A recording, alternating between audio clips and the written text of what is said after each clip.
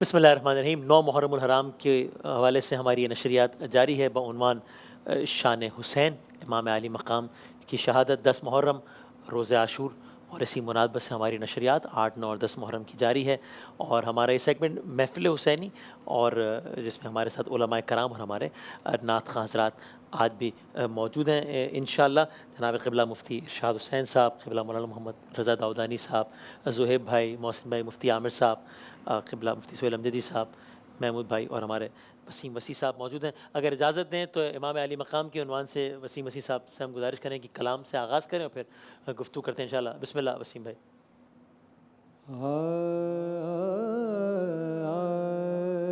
نہ پوچھئے کہ کیا حسین ہے، سبحان اللہ۔ نہ پوچھئے کہ کیا حسین ہے، میں بتاؤں کیا حسین ہے، میں بتاؤں کیا حسین ہے۔ سبحان اللہ۔ جہاں جہاں ہے خلق رب، جہاں جہاں جہاں ہے خلق رب، ہے ان میں جو مدد طلب، سبھی کا سرا حسین ہے، میرا حسین ہے، سبھی کا سرا حسین ہے، میرا حسین ہے، سبھی کا سرا حسین ہے۔ ایسا بادشاہ حسین ہے، یہ روح ہے سجود کی، قیام کی، قعود کی، کہاں کسی کو ہے خبر حسین کی حدود کی، جو خلق سے خدا تلک، جو خلق سے خدا تلک پہنچ رہا ہے بے لچک، یہ ایسا سلسلہ حسین ہے، میرا حسین ہے، یہ ایسا سلسلہ حسین ہے، بولو میرا بادشاہ حسین ہے، ہاں حسین ہے، میرا بادشاہ حسین ہے۔ جہاں جہاں ہے جلوہ گر، طلوع میں غروب میں، ہے دائیں بھی ہے بائیں بھی، شمال میں جنوب میں، بتا یزیدیت بتا، بتا یزیدیت بتا، چھپائے گا تو سر کہاں، کہ ہر جگہ میرا حسین ہے، میرا حسین ہے، کہ ہر جگہ میرا حسین ہے، میرا حسین ہے، کہ ہر جگہ میرا حسین ہے، بولو میرا بادشاہ حسین ہے۔ فنا کے بعد پھر ہمیں نئی حیات مل گئی، فشار سے عذاب سے ہمیں نجات مل گئی، سوال جب کیا گیا، سوال جب کیا گیا، ہے کون تیرا رہنما، تو میں نے کہہ دیا حسین ہے، بولو میرا بادشاہ حسین ہے، میرا حسین ہے، میرا بادشاہ حسین ہے، بولو میرا بادشاہ حسین ہے۔ کرے جو کوئی ہم سری کیا مجال ہے؟ کیا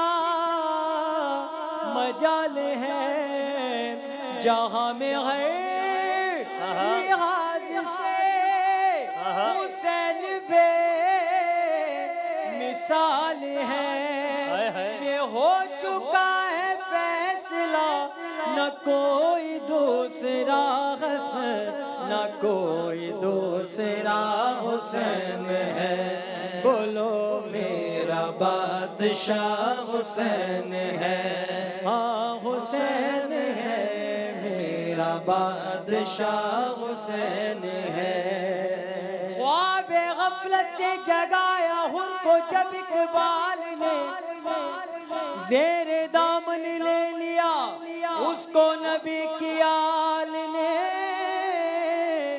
आलमे दोज़ख वो हुर देखा जो था लजपाल ने खींच कर जन्नत दिखा दी फातिमा के लाल ने बड़ा सखी मेरा हुसैन है बोलो मेरा बादशाह हुसैन है हाँ हुसैन है मेरा बादशाह हुसैन है नाराज़ते में मोड़ है नाराज़ते में मोड़ है नाराज़ते में जोड़ है ऐसी सीधी राह हुसैन है भाई क्या कहने हैं क्या कहने हैं सुभान अल्लाह क्या कहने हैं जज़ाक अल्लाह सुभान अल्लाह। मैं ऐसी से रब जोड़ते हुए क़िबला रज़ा दाऊद साहब फिर हम इसी से बात लेके आगे बढ़ेंगे।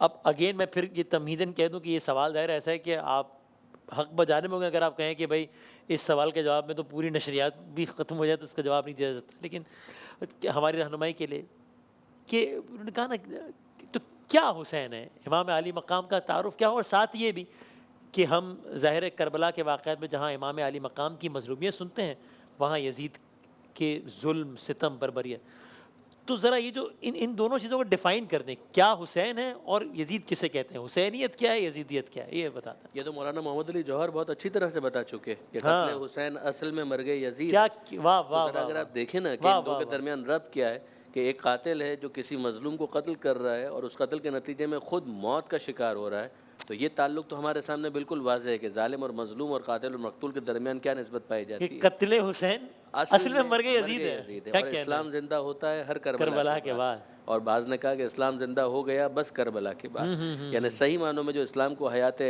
जदीद मिली है वो करबला के उस वाक़े के बाद मिली है कुछ इमाम हुसैन अलैहिस्सलाम की शहादत के नतीजे में। तो अगर आप गौर फरमाएं कि यजीद बज़ाहिर तो ये महसूस कर रहा था कि शायद वो जीत चुका है। हाँ। नौबतें बजने का मतलब क्या है, बाजे बजाने का मतलब क्या है, रास्ते में इतना तमाशा करने का मतलब क्या है, मकसद क्या है। यानी अगर आप गौर करें तो होना तो ये चाहिए था कि अगर वो शर्मिंदा होता तो उसको तो उस मौके पर इमाम हुसैन अलैहिस्सलाम के सर को इस तरीके से बुलंद नहीं करना चाहिए था, लेकिन सर को बुलंद करवाना, नेज़ों के ऊपर बुलंद करवाना, बाज़ारों में फिरवाना, दरबारों में ले जाना, यानी उसके ख्याल में तो ये था कि मामला बिल्कुल ख़त्म हो गया। मगर वो जो मौलाना जौहर साहब फरमाते हैं कि असल में ये मर गए यजीद है, वो समझ रहा था कि उसने ख़त्म कर दिया हुसैन को, गोया इस्लाम को ख़त्म कर दिया, मगर उसे नहीं मालूम था कि इसी खून से जिस तरह से एक मरतबा फिर इस्लाम की आबियारी होने वाली है तो उसका नतीजा क्या निकलेगा कि इमाम ज़ैनुल आबिदीन अलैहिस्सलाम के खुतबे को भी रोकने के लिए उसे अज़ान दिलवानी पड़ेगी। और उस अज़ान के दौरान जब शहादत रिसालत दी गई थी पैगम्बर अकरम सल्लल्लाहु अलैहि वसल्लम की कि अशहदु अन्ना मुहम्मद रसूलुल्लाह, तो उस मौके पर इमाम ज़ैनुल आबिदीन अलैहिस्सलाम ने क्या कहा था? इमाम सज्जाद ने कहा था कि ए यजीद इतना बता दे कि ये मोहम्मद जिसकी रिसालत की गवाही दी जा रही है, जद्दी हम जद्दो, ये मेरे जद हैं या तेरे जद हैं? अगर तू कहे कि तेरे जद हैं तो झूठ भी होगा, कुफ्र भी होगा, और अगर तू मानता है कि ये मेरे जद है फलिमा कतलता इतरतहू, तो फिर उन्हीं की इतरत को तूने क्यों कत्ल किया?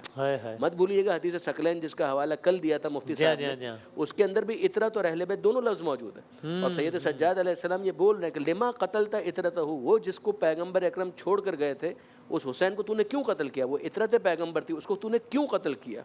यानी बराह रास्त चौथे इमाम ने वहाँ पर चार्जशीट किया है यजीद को। तो आप देखेंगे कि उसके बाद फिर मामला किस तरीके से आगे बढ़े कि यजीद का इक़्तिदार जो था वो सिमट कर रह गया, यानी 61 हिजरी के अंदर ये करबला का वाक़या है, सही है, और 62 हिजरी 63 हिजरी 64 हिजरी 64 हिजरी के अंदर यजीद का इक़्तिदार ख़त्म हो गया रबीउल अव्वल ही के महीने में। यानी रबीउल अव्वल के महीने में जहाँ और बहुत सी खुशियाँ हैं اس میں ایک خوشی یہ بھی ہے کہ یزید کا اقتدار 64 ہجری کے اندر ختم ہوا ہے ربیع الاول کے مہینے میں، اور پھر اس کے بعد ہم دیکھتے ہیں کہ ایک مرتبہ امام حسین علیہ السلام کا جو حوالہ ہے وہ اتنا معتبر حوالہ بن جاتا ہے کہ جناب عبداللہ ابن زبیر اگر مکہ کے اندر تقریر کر رہے ہیں اپنے قیام کے حوالے سے، تو اس میں اگر آپ اس تقریر کے اندر ملاحظہ کریں گے تو امام حسین علیہ السلام کے قتل کی خبر آپ کو ملے گی، شہادت کا حوالہ ملے گا۔ محسوس یہ ہوتا ہے کہ حسین کا نام جو ہے وہ حرارت پیدا کرنے کے لیے کافی ہے، لوگوں کے خون کو گرمانے کے لیے کافی ہے، لوگوں کو بیدار کرنے کے لیے اور قیام کے لیے آمادہ کرنے پر کافی ہے۔ یعنی حسینیت کا نعرہ آپ کہیں پر بھی لگائیں تو محسوس یہ ہوتا ہے کہ واقعاً انسان اپنے اندر ایک نشاط اور بالیدگی محسوس کرتا ہے، ایک ریوائول کی کیفیت اور احیا کی کیفیت وہ محسوس کرتا ہے۔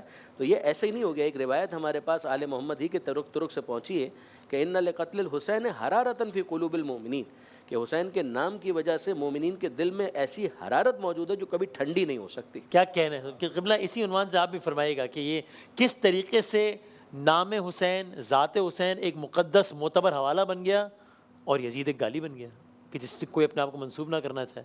اگر کسی کا بہت ہی اب نصیب پھوٹا ہوا تو میں کچھ نہیں کر سکتا اسے، لیکن جی ہاں بالکل، ایک تو نسبتوں کا بھی اس میں دخل ہے، اور دوسرا سب سے بڑا مقصد تھا کہ کوز، کہ یزید جو ہے وہ ایک تو اپنی عادات و اطوار کے اعتبار سے بھی کتب تاریخ کے اندر جو ہے وہ اس کے معاملات جو ملتے تھے وہ شریعت کے منافی ملتے تھے۔ دوسری بات یہ کہ تخت پر یزید جو ہے وہ جب بیٹھ چکا اور منصب اور اقتدار کو جب اختیار کر چکا تو آپ کو پتہ ہے ادھر نعرہ لگایا تھا فرعون نے انا ربکم الاعلی، جی جی جی، یہاں پر بھی اس کی جو فکر تھی وہ یہ تھی۔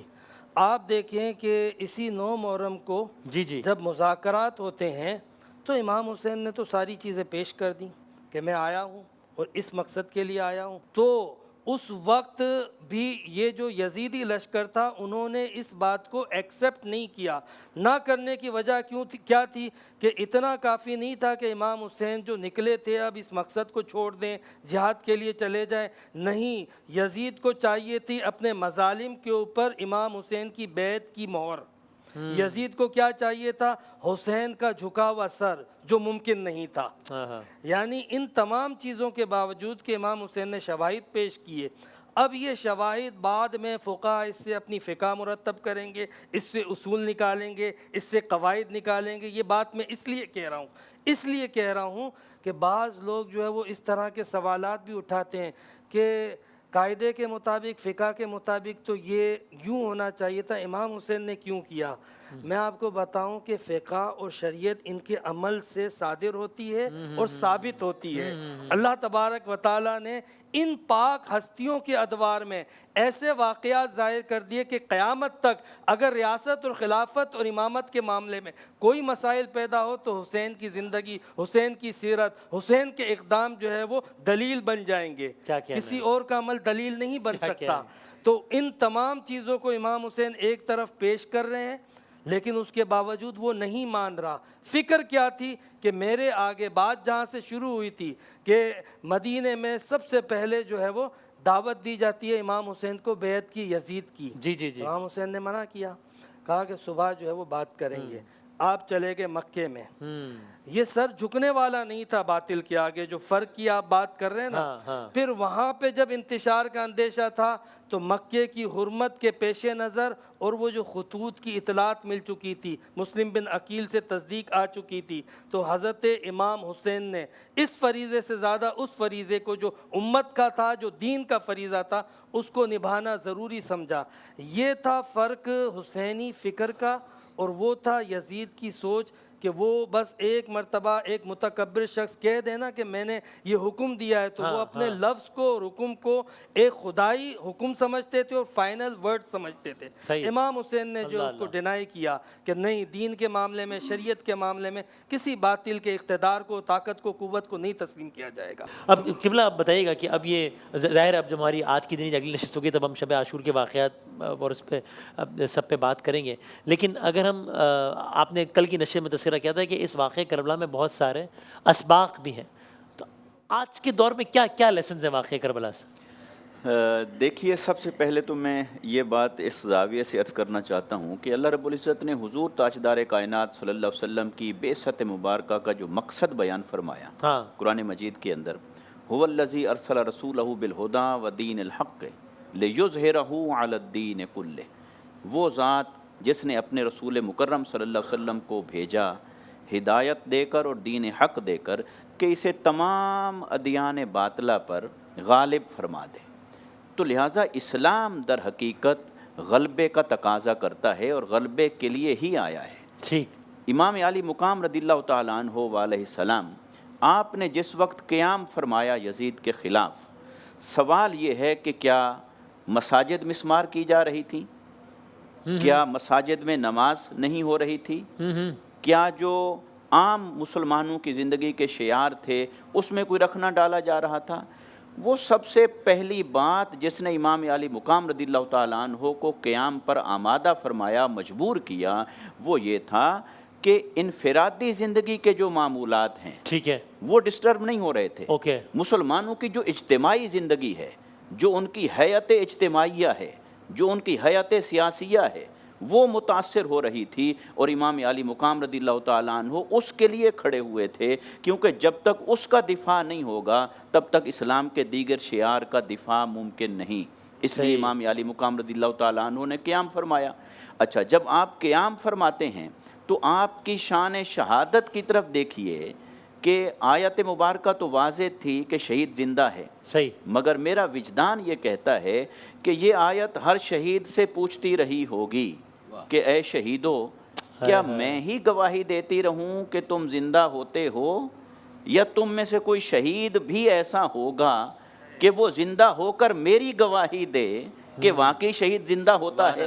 تو امام علی مقام رضی اللہ تعالیٰ عنہ کے سر انور سے جو قاری قرآن کو آواز آئی، بے شک کوئی اس روایت کے اوپر بات کرے اور تاریخی حوالہ کہہ کر اسے رد کرنے کی کوشش کرے، مگر قرآن کی صداقت و سچائی تو موجود ہے کہ شہید زندہ ہوتا ہے۔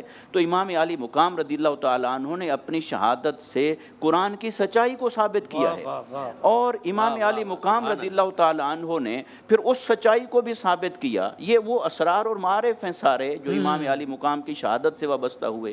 جب آقا علیہ السلام نے فرما دیا لن یتفرقا حتی یردا علی الحوض، کہ یہ میری اطاعت اہل بیت اور قرآن یہ آپس میں کبھی جدا نہیں ہوں گے، یہاں تک کہ میرے پاس آئیں گے حوض کوثر پر، تو اس وقت بھی یہ آپس میں ملے ہوئے ہوں گے، اس وقت تک جدا نہیں ہوں گے۔ تو امام علی مقام رضی اللہ تعالیٰ عنہ نے اس کی بھی صداقت دی کہ حسین کا سر تو تن سے جدا ہو سکتا ہے مگر حسین قرآن سے جدا نہیں ہوا ہے۔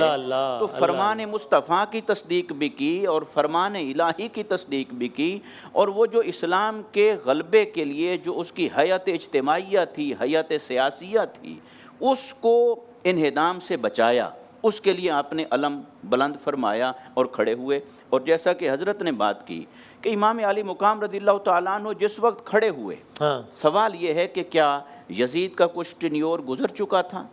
کیا اس کو 2 سال 4 سال ہو گئے تھے؟ اس نے کچھ ایسے اقدامات کر دیے تھے؟ بے شک اس نے کعبہ پر حملہ کیا، مگر یہ بعد کا واقعہ ہے۔ مدینہ منورہ میں قتل و غارت گری ہوئی، یہ بعد کا واقعہ ہے۔ اسلام کے شاعر کا جو کچھ مذاق اڑایا گیا اس کی طرف سے یا اس کے دور میں، وہ سب تو بعد میں ہوا۔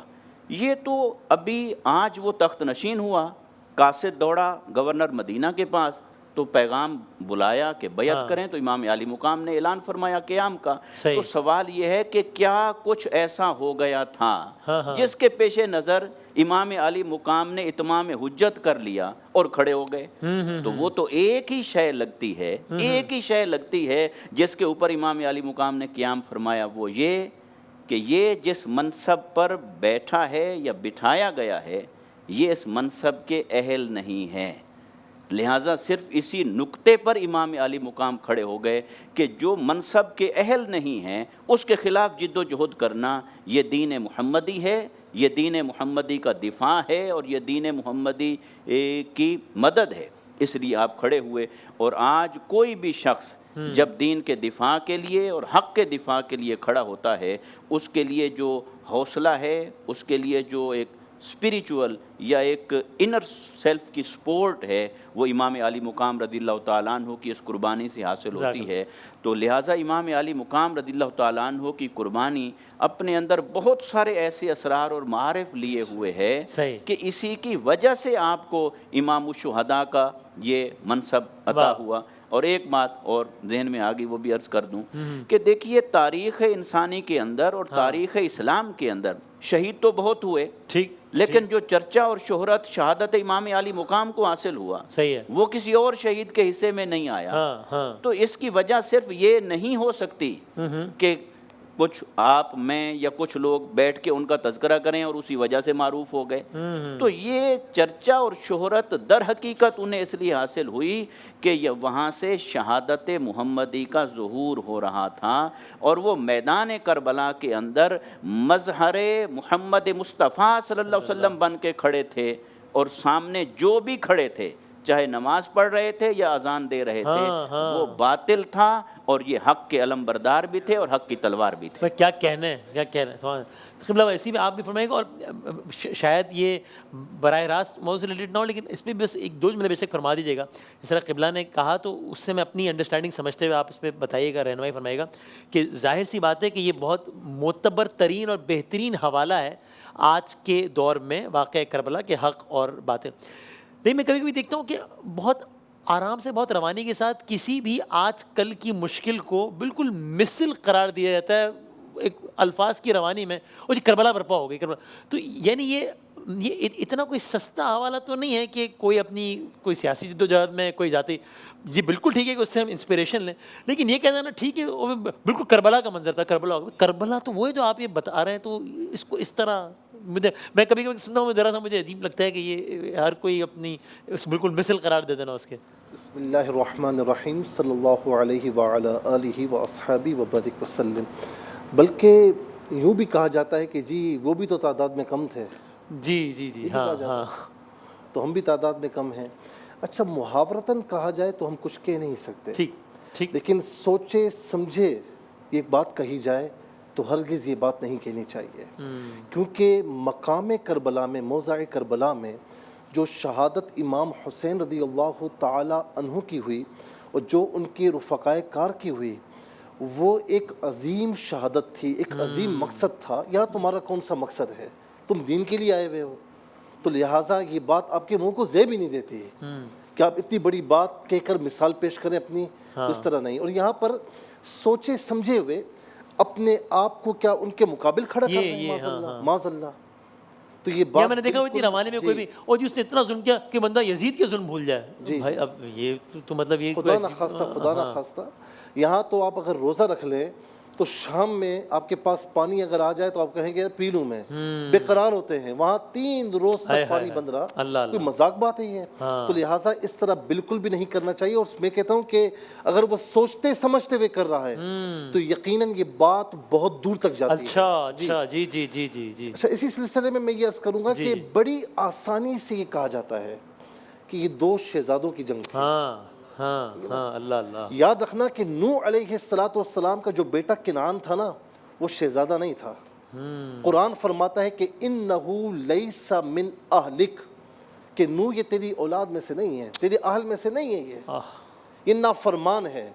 तो यहाँ पर आप देखें कि नवासा रसूल सल्लल्लाहु अलैहि वसल्लम और जिन्हें हुजूर नबी करीम अलैहिस्सलाम ने अपना बेटा फरमाया, जिनकी गर्दन को, जिनके माथे को, जबीनों को, जिनके लबों को मेरे मुस्तफ़ा अलैहिस्सलाम बोसे दिया करते थे, जो चलते फिरते आ जाएं और मेरे मुस्तफ़ा अलैहिस्सलाम सजदे के आलम में हो और सजदे में सवार हो जाएं, तो मेरे मुस्तफ़ा अलैहिस्सलाम सजदे को तवील फरमा दें। और सहाबा किराम पूछें, अर्ज़ करें या रसूल अल्लाह ये सजदा तवील क्यों हुआ?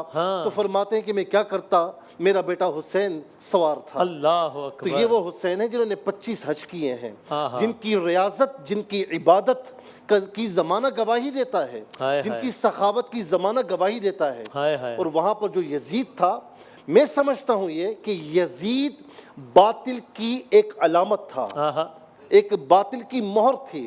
उसके बारे में क्या किसी एक शख्स ने कहा है कि वो नेक आदमी था? नंग धड़ंग था। और जिस तरीके से अल्लामा सईदी साहब ने ये फरमाया था ना کہ ابو ہریرہ رضی اللہ تعالیٰ عنہ کی وہ روایت کہ اللہم انی اعوذ بکا من 60 و امارت الصبیان، اے اللہ مجھے 60 سن ہجری سے بچا اور بچوں کی حکومت سے، لڑکوں کی حکومت سے بچا۔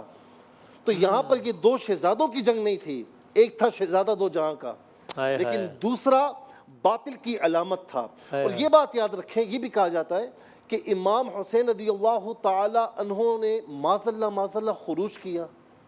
یاد رکھنا کہ اگر فقہ کی طرف جائے نا تو وہاں بھی یہ اصول ملتا ہے کہ اگر کوئی نااہل شخص، گناہگار شخص یعنی فاسق و فاجر اعلانیہ کر رہا ہو، کیا کچھ اس نے نہیں کیا، اگر وہ شخص منصب حکومت پر فائز ہو اور یہاں پر لوگ آپ کو خطوط لکھ رہے ہوں کہ جی آپ آ جائیے، ہم آپ کی امامت میں تیار ہیں، تو اس پر یہ لازم ہوتا ہے کہ ان کی دعوت کو قبول کریں۔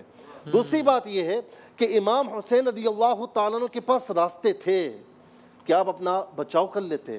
ہمیں قرآن کریم میں اس کی مثال ملتی ہے، شریعت مطالعہ میں اس کی مثال ملتی ہے۔ ایک ہوتی ہے رخصت، ایک ہوتی ہے عزیمت۔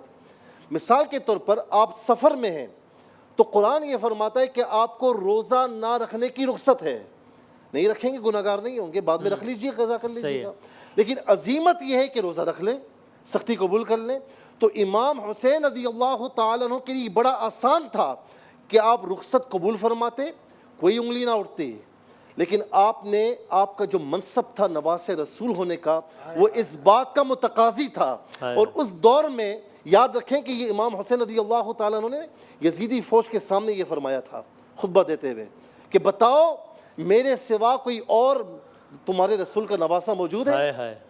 کوئی نہیں ہے، ٹھیک ہے نا؟ تو نواسہ رسول ہونے کا تقاضا یہ تھا کہ آپ رخصت قبول نہ فرماتے، آپ نے عزیمت قبول فرمائی، اپنا سب کچھ بہا دیا، لیکن آپ نے اپنے نانا علیہ السلام کے دین کے کسی شاعر کو نیچے نہیں ہونے دیا۔ اور یہ بات ہمیں یاد رکھنی چاہیے کہ دین اسلام ہمیشہ قربانی مانگتا ہے، اور یہ اتنا، اور جتنا بڑا عظیم مقصد ہو نا، قربانی اتنی بڑی عظیم ہوتی ہے۔ تو یہ مقصد عظیم تھا تو قربانی بھی اتنی ہی عظیم تھی۔ کہتے ہیں نا کہ یہ فقرہ نقش کاش ہر در و دیوار ہو جائے، جسے جینا ہو وہ مرنے کے لیے تیار ہو جائے۔ کیا کہنا ہے، واہ واہ واہ، کیا کہنا ہے، کیا کہنا ہے۔ تو جناب قاری محسن صاحب، چونکہ اب ظاہر ابھی جو یہ ساعتیں گزر رہی ہیں، ہم آہستہ آہستہ شب عاشور کی جانب بھی بڑھ رہے ہیں، اور جو سخت ترین جو مراحل واقع کربلا کے اس طرح بڑھ رہے ہیں، تو آپ شہادت امام عالی مقام کے عنوان سے آپ کلام ہمیں پیش کر دیجیے، جس پر ہم آج کی اس نشست کا اختتام کریں گے۔ نشریات جاری ہے لیکن اس نشست کا، اور پھر انشاءاللہ شب عاشور کی جو نشریات ہوگی اس میں پھر ایک ایسی نشست ہوگی انشاءاللہ۔ آیا نہ ہوگا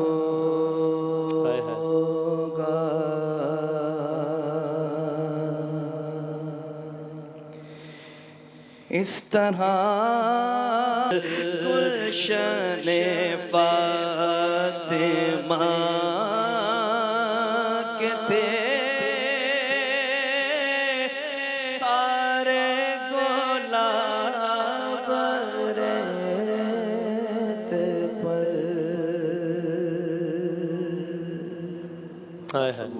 اللہ اکبر، سبحان اللہ، جزاک اللہ۔ تو ہماری نشریات جاری ہیں، اور انشاءاللہ اس محفل کے ساتھ، محفل حسینی کے ساتھ، ہم آج شب کی جو نشریات ہے شب عاشور کی، اس میں بھی حاضر ہوں گے۔ ابھی ہم بریک کے بعد اپنے اگلے سیگمنٹ کی جانب بڑھتے ہیں انشاءاللہ۔